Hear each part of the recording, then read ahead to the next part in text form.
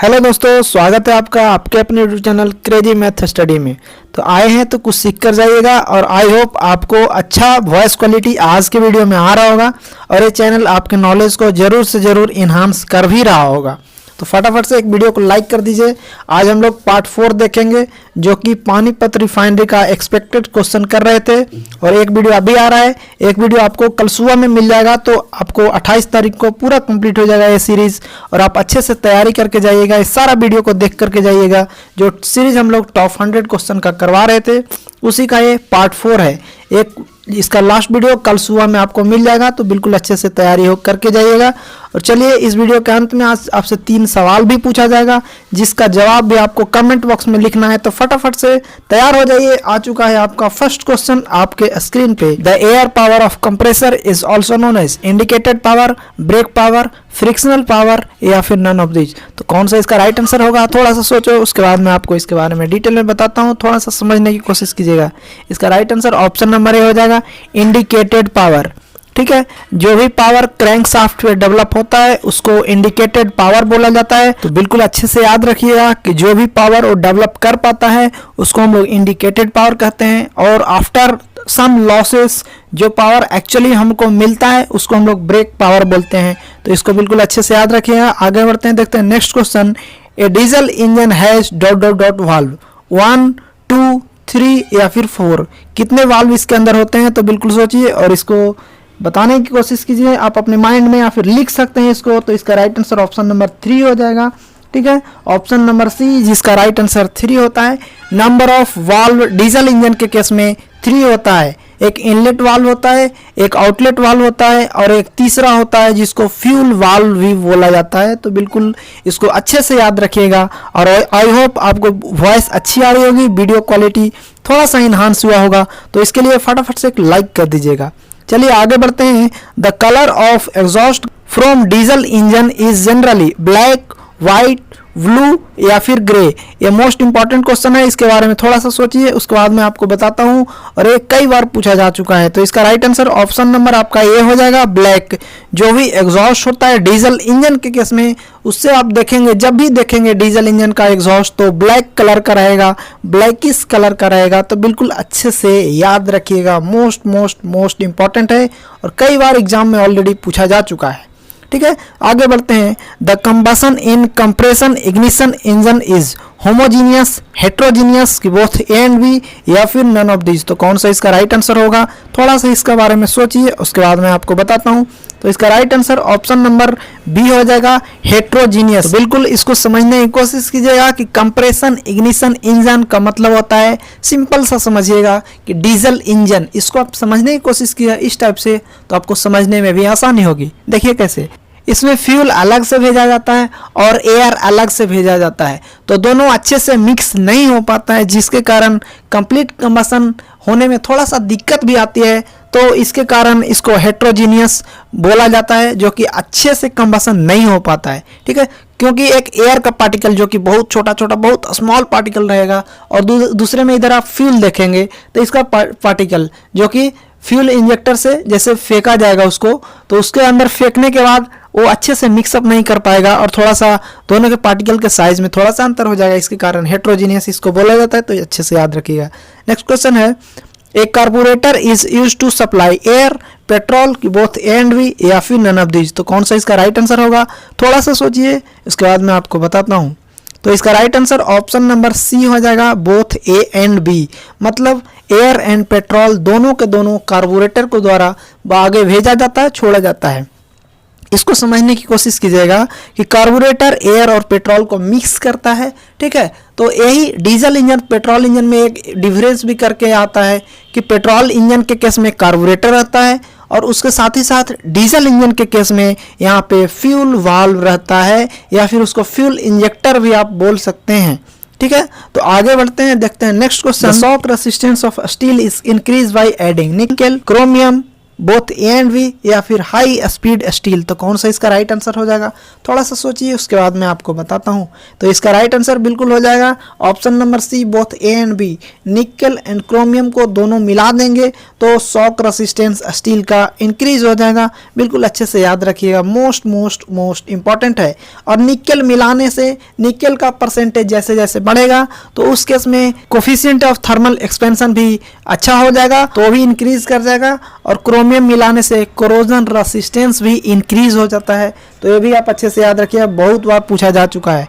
Next question है, the metal suitable for bearing subjected to heavy load is silicon bronze, white bronze, monel metal या फिर phosphor bronze, तो कौन सा इसका राइट आंसर होगा? थोड़ा सा सोचिए, उसके बाद मैं आपको इसके बारे में बताता हूँ। तो इसका right answer option number B हो जाएगा, व्हाइट मेटल। जैसे ही हैवी लोड बोलेगा क्वेश्चन में तो व्हाइट मेटल इसका राइट आंसर हो जाएगा, और हैवी लोड के जगह पे थोड़ा सा लाइट लोड बोल देगा तो phosphor bronze option number D right answer हो जाएगा। तो दोनों क्वेश्चन को अच्छे से याद रखिएगा, कोई भी पूछा जा सकता है। नेक्स्ट क्वेश्चन है, material generally used for aircraft component is mild steel, high speed steel, stainless steel या फिर एल्यूमिनियम, तो कौन सा इसका राइट आंसर हो जाएगा? थोड़ा सा सोचिए, उसके बाद मैं आपको बताता हूँ। तो इसका right answer option number D हो जाएगा, एल्यूमिनियम, या फिर ड्यूरेलियम भी कभी कभी दे देता है आंसर में, तो दोनों याद रखिएगा, दोनों का दोनों राइट आंसर हो जाएगा। नेक्स्ट क्वेश्चन की ओर बढ़ते हैं हम लोग, बिल्कुल अच्छे से इसको याद रखिएगा। नेक्स्ट क्वेश्चन है, the surface finish factor for mirror polished material is 0.45, 0.65, 0.85 या फिर 1, तो कौन सा इसका राइट आंसर होगा? थोड़ा सा सोचिए, उसके बाद मैं आपको बताता हूं। तो इसका right answer option number D 1 हो जाएगा। मिरर पॉलिश्ड सरफेस मटेरियल के लिए सरफेस फिनिश जब बहुत अच्छा रहेगा, जैसे मिरर पॉलिश्ड मटेरियल, तो उस केस में आपका सरफेस फिनिश फैक्टर 1 हो जाएगा। बिल्कुल अच्छे से याद रखिएगा। चलते हैं आगे, देखते हैं next question. The design of pressure vessel is based on dot dot dot stress, longitudinal stress, hoop stress, कि बोथ ए एंड बी या फिर नन ऑफ दीज, तो कौन सा इसका राइट आंसर हो जाएगा? थोड़ा सा सोचिए, उसके बाद मैं आपको बताता हूं। तो इसका right answer option number B, hoop stress, या फिर इसको सरकमफेरेंशियल स्ट्रेस भी बोला जाता है। तो दोनों आप अच्छे से याद रखिएगा, मोस्ट इंपॉर्टेंट है। ठीक है, आगे बढ़ते हैं, नेक्स्ट क्वेश्चन देखते हैं। विच of the following is most malleable material, silver, gold, plastic या फिर लीड, तो कौन सा इसका राइट आंसर हो जाएगा? थोड़ा सा सोचिए, उसके बाद मैं आपको बताता हूं। तो इसका right answer option number D हो जाएगा, lead. Lead most most most malleable material है, जिसको हम लोग कंप्रेसर का जो क्लियरेंस वॉल्यूम होता है उसके अंदर कितना क्लियरेंस होता है उसको मेजर करने के लिए भी लीड वायर का यूज किया जाता है। ठीक है, या फिर वहाँ पे फीलर गेज का भी यूज़ किया जा सकता है।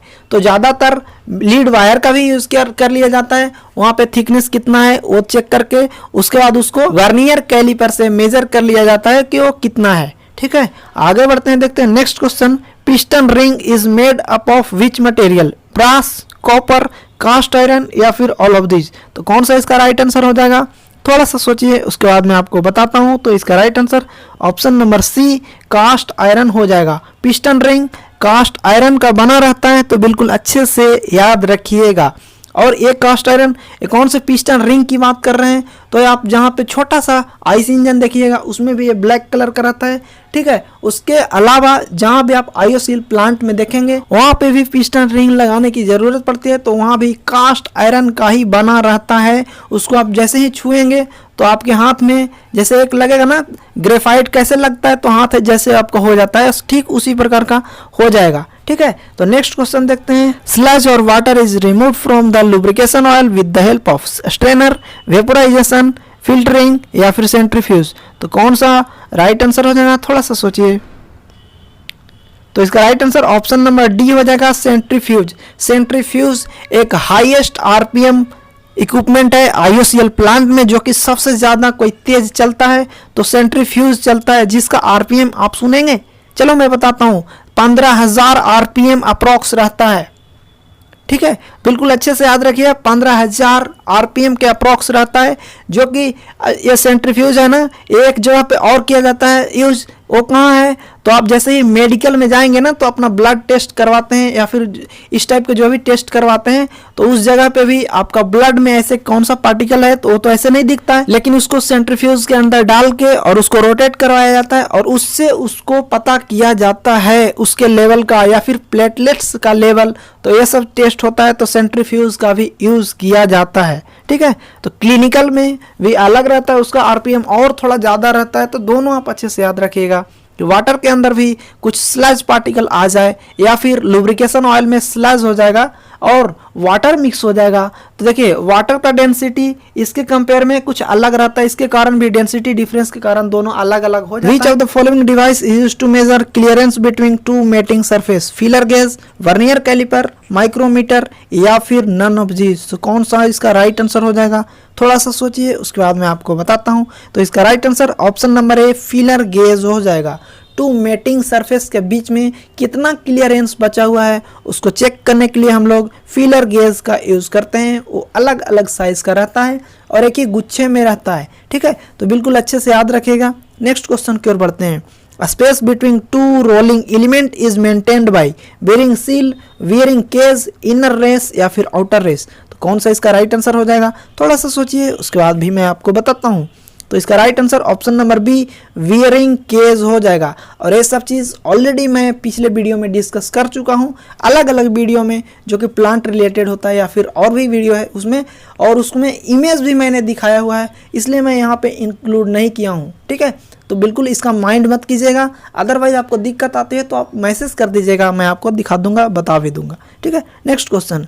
Full form of SAE is system of automotive engineers, society of automotive engineers, both A and B या फिर नन ऑफ दिस। तो कौन सा इसका राइट आंसर हो जाएगा, थोड़ा सा सोचिए, उसके बाद मैं आपको बताता हूँ। तो इसका right answer option number B society of automotive engineers हो जाएगा। बिल्कुल अच्छे से याद रखिएगा, मोस्ट इंपॉर्टेंट क्वेश्चन है जो कि ऑलरेडी मैंने बताया हुआ है। ठीक है, आगे बढ़ते हैं। Second law of thermodynamics define specific energy, entropy, enthalpy या फिर नन ऑफ दीज। तो कौन सा इसका राइट आंसर हो जाएगा, थोड़ा सा सोचिए, उसके बाद मैं आपको बताता हूँ।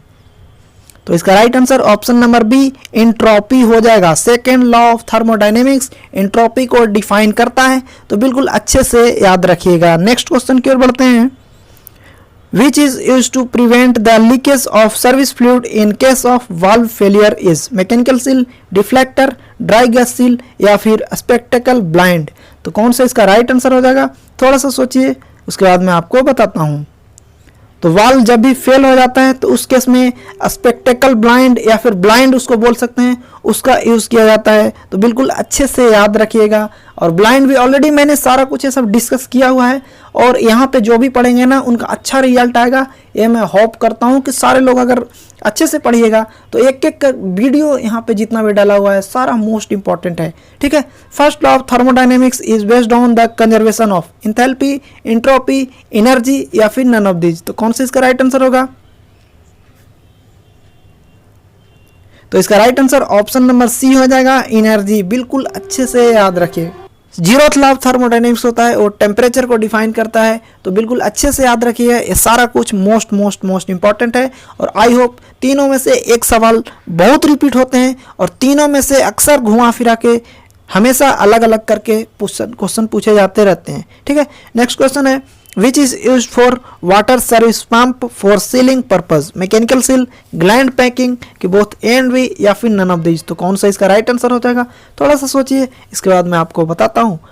इसका right answer option number B हो जाएगा, ग्लैंड पैकिंग। बिल्कुल अच्छे से याद रखिएगा, और ये सब ऑलरेडी मैंने डिस्कस किया हुआ है, मैं बार बार बोल रहा हूँ, आप पूरा वीडियो देखिए और ध्यान से देखिएगा, नोट्स बनाइएगा, तो आपके लिए ये चैनल बहुत ज़्यादा कारगर साबित हो जाएगा। आ चुका है question of the day. Work done in free expansion is 0, unity, less than 1 या फिर नन ऑफ दिस। तो कौन सा इसका राइट आंसर हो जाएगा। नेक्स्ट क्वेश्चन थोड़ा सा देखने की कोशिश कीजिए। Contact ratio for gear is generally taken as 0, 1, more than 1 या फिर लेस देन 1। वीडियो को पॉज करके आप आंसर लिख सकते हैं और तीनों क्वेश्चन को एक बार लिखने के बाद पोस्ट कीजिएगा। नेक्स्ट क्वेश्चन है balance drought is produced by the help of ID fan, FD fan की बोथ A एंड B या फिर नन ऑफ दिस। तो इन तीनों क्वेश्चन का राइट आंसर लिखिए और फटाफट से पोस्ट कर दीजिए। Thank you.